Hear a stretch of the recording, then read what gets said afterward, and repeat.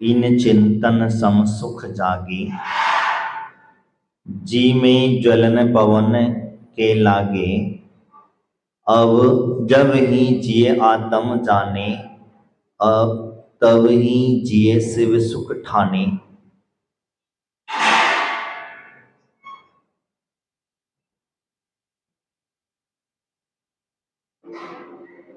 इनका जो चिंतन हम जो कल चर्चा करे थे, 12 भावनाओं का चिंतन जो है वह व्यक्ति बार बार चिंतन करता है। किस प्रकार से क्यों करता है, तो आगे उन्हें एक उदाहरण देकर के हम समझाने की कोशिश की है। इन 12 भावनाओं का चिंतन हमने क्यों करना चाहिए, तो कहते हैं जिस प्रकार से हवा के लगने से अग्नि का वेग से अधिक उठती है, उसी प्रकार से इन 12 भावनाओं का बार बार चिंतन करते रहना चाहिए। जैसे हवा होती है, हवा के माध्यम से जैसे अग्नि कहीं नहीं जल रही है और बिना हवा की जगह में तो अग्नि नहीं जलेगी, जलाना चाहोगे तो। लेकिन जैसे ही अगर हवा मिल जाती है तो वो अग्नि और जलने लग जाती, धड़क जाती है। इसी प्रकार से वो कहते हैं कि ये वैराग्य की जननी, जिसमें मैंने कल कहा था वैराग्य की जननी है। ये 12 भावनाओं का चिंतन हमें बार बार करने से, इन्हीं का चिंतन करने से समता रूपी भाव जागृत हो जाता है। कौन सा भाव? समता रूपी भाव जागृत हो जाता है। और जब समता भाव रूपी जागृत होता है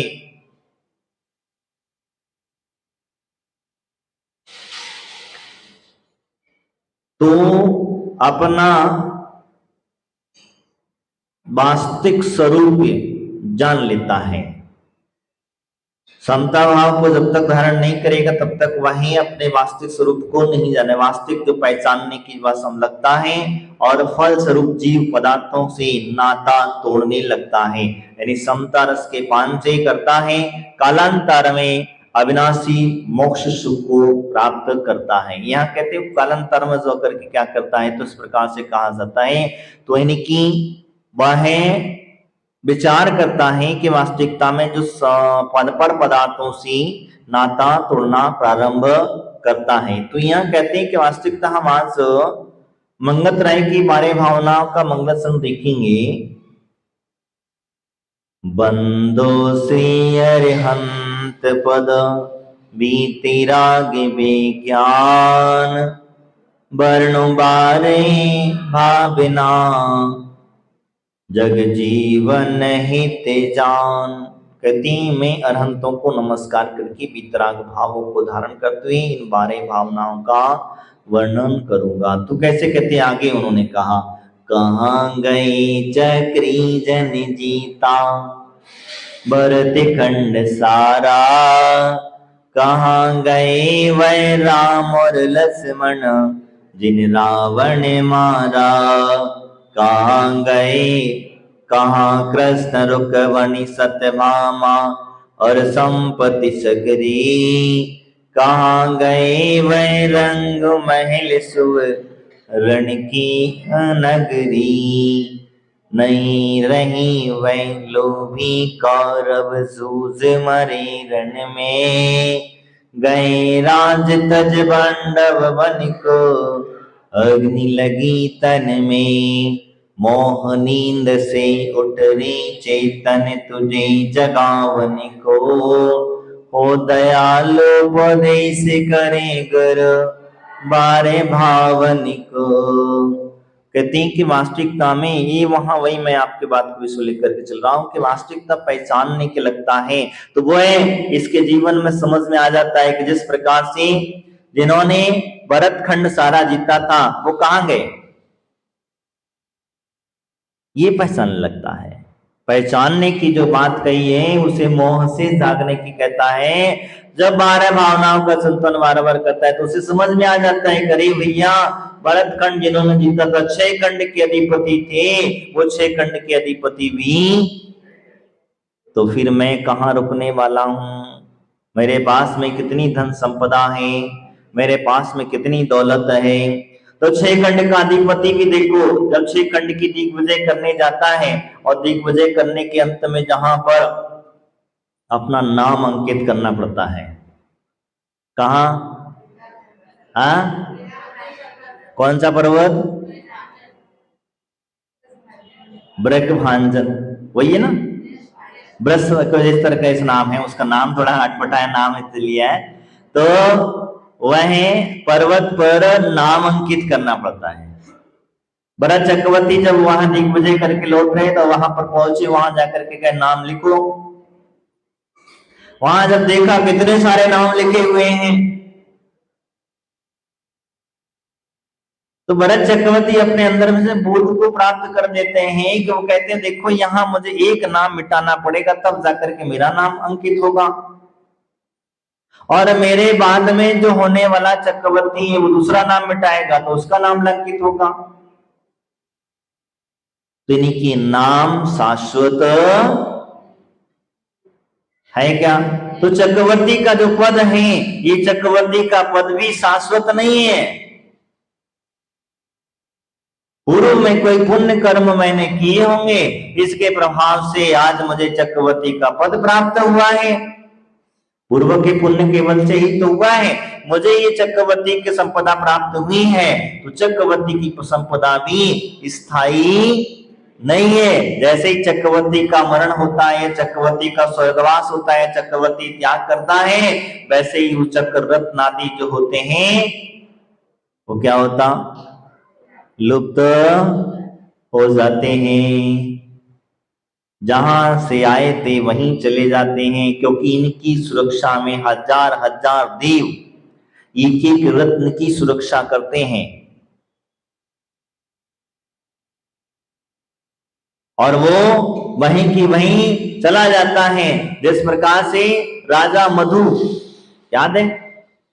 राजा मधु के लिए चारमिंद्र ने एक त्रिशूल दिया था। क्या दिया था? त्रिशूल दिया था। जब तक मधु ने दीक्षा नहीं ली थी, जब तक वह उसके अधीन युद्धशाला में रहा, और जैसे ही दीक्षा ली, लेने के पश्चात वह त्रिशूल जो है, दिव्य अस्त्र जो थे, वो सारे के सारे लिप्त होने लग गए। यानी वो त्रिशूल भी जो देव उनकी सुरक्षा में लगे थे, वो ले जाकर के चारमिंद्र के पास पहुंच जाते हैं कि ये लो अपना त्रिशूल। और क्यों? क्योंकि उसे उसी से तो पता चलता है, उसी से तो उसे पता चलता है कि मेरा जो मित्र था पूर्व का, वो दीक्षा लेकर के मुनि बन करके मोक्ष गया, स्वर्ग गया, आदि आदि जो प्रकाश से प्राप्त चल जाता है, तो उसे सारा वृत्तांत समझ लेता है और वहां से वो अपना अवधि ज्ञान से देख लेता है। तब उसे पता चलता है करी ये तो इसका कारनामा है। तब जाकर के वो मथुरा के ऊपर कुपित हो जाता है और महामारी आदि छोड़ जाता तो वो शत्रुघ्न को भी मार सकता था, सब कुछ कर सकता था, लेकिन उसने कहा नहीं, इस पाप से बचने के लिए उसने क्या करा? महामारी आदि फैला करके चला गया था। कुपित तो था, कुपित होती तभी तो महामारी फैलाई थी उसने। तो इस प्रकार से तो मैं आपसे जो कह रहा था, क्योंकि पुण्य का प्रताप बड़ा प्रबल हुआ करता है, तो इस बात का विचार करना, ये चिंतन करना कि भैया जिन्होंने चक्रवर्ती जो थे, जिन्होंने भरतखंड जीता था, वो कहां गए, किधर गए? 12 चक्रवर्ती हुए हैं। 12 चक्रवर्तियों में से कितने स्वर्ग गए, कितने मोक्ष गए?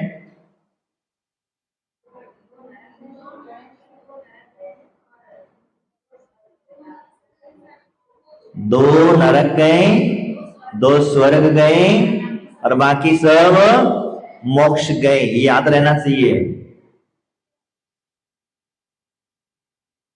क्योंकि हमें याद रहना, समझ में तो आए कि हमें कितने लोग कहां गए और कैसे गए। 2 नरक क्यों गए? एक तो नमोकार मंत्र के ऊपर पैर रखने की वजह से गया,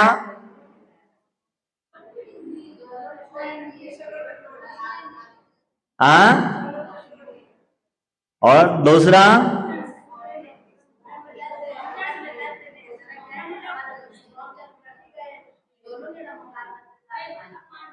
देखो कितनी बड़ी व्यवस्था कही।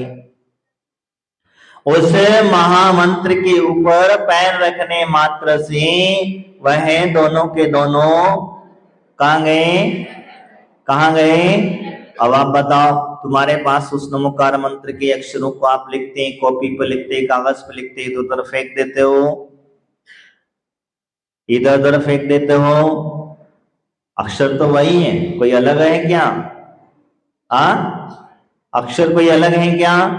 नहीं है। तो इसीलिए हम कहते हैं कि बड़े बड़े नाम हम लोग खुदवा देते हैं, बड़े बड़े नाम खुदवाते नहीं खुदवाते। हमने दान दिया है तो हम कहते नहीं, हमारा नाम बड़ा सारा दिखना चाहिए लोगों ने। हमारे यहाँ ऐसा हुआ, हमने ऐसा किया, बताओ किसके किसके नाम रहे। मैं कल एक किसी से डिस्कस कर रहा था कि पता चला कि महाराज इस दीवार पे इतने नाम लिखे हुए थे। इसने कहा, हमसे कौन कह रहा था, हमें याद नहीं आ रहा। उसने कहा महाराज इस दीवार पे इतने नाम लिखे हुए थे, सब बहुत बवाल हुआ, बहुत बवाल हुआ। लेकिन जब अब कहाँ गए वो? तो किसी का नाम शाश्वत नहीं रहता। ध्यान रखना, दान देते समय, अच्छे कार्य करते समय नाम अंकित मत करवाना। क्या? नाम अंकित मत करवाना। लोगों ने मेरी प्रशंसा करना ये भाव मत रखना, मेरा सम्मान करें ये भाव नहीं रखना। दान दिया, इस हाथ से दिया, इस हाथ से छोड़ दिया, ये तो दान है। अगर आपने नाम के लिए दान दिया, आपने बड़े बड़े बैनर छपवा दिए, बड़े बड़े जगह पर अपना नाम लगा दिया, तो देखो हमने ऐसा किया। क्या किया तुमने? क्या दिया? तुम्हारा क्या था? मैं तुमसे पूछता हूं, तुम्हारा क्या था? तुम्हारा क्या था? कुछ था? जब शरीर ही तुम्हारा नहीं है तो तुम्हारा कुछ था? और जैसे इस भाव का नाम है, किस भाव में, अगले भाव में, दूसरी पर्याय में जाकर के दूसरा नाम पड़ेगा, तीसरे भाव में तीसरा नाम पड़ेगा, चौथे भाव में चौथा नाम पड़ेगा, और ना हम अनेक अनेक पर्याय में जाते जाएंगे, जहां जहां जाकर के नाम भी शाश्वत रहेगा नहीं रहेगा। तो बंधु, मैंने विषय निकला इसलिए मैंने कहा कभी भी ध्यान रखना, जब कभी भी दान दो तो दान नाम के लिए नहीं देना। इसीलिए कहा जाता है दान देते समय छपवाना नहीं, छिपा करके देना। समझ में आया? दान देते समय छपवा करके नहीं, छिपा करके दिया जाता है। और जो व्यक्ति दान छिपा करके देता है, वही व्यक्ति अगले भाव में छिपा हुआ दान क्या हुआ? गलत थोड़ी ना कह रहे, जो सत्य है वो सत्य है। हम तो जो शास्त्र में कहा है वही पाता है। तो इस भाव का इसी भाव में, इसीलिए हम यहाँ चर्चा कर रहे थे। तो चक्रवर्ती आदि जो थे वो कहाँ है? सारी संपदा छोड़ करके यहीं से, जिन्होंने भरत खंड आदि जीता था, 6 खंड के अधिपति थे, आज उनके अभी नाम निशान नहीं है। खाली नाम ले रहे, लेते रहो, कितना लेना है हिसाब से भारत खंड। बाकी कौन के? 1-2 चक्रवर्ती को जानता है, ज्यादा ज्यादा किसको जानते हो? राम भरत को चक्रवर्ती को जानते हो, इससे ज्यादा कौन ज्यादा नाम लेता है? बताओ। भरत चक्रवर्ती के अलावा ज्यादा किसको किसको जानता? 12 चक्रवर्तियों किसी नाम पूछा जाए तो हमें पुरुष मंडली से 12 चक्रवर्ती नाम पूछा जाए तो नाम भी ना बता पाएंगे। कोई बताएगा पुरुष मंडली में?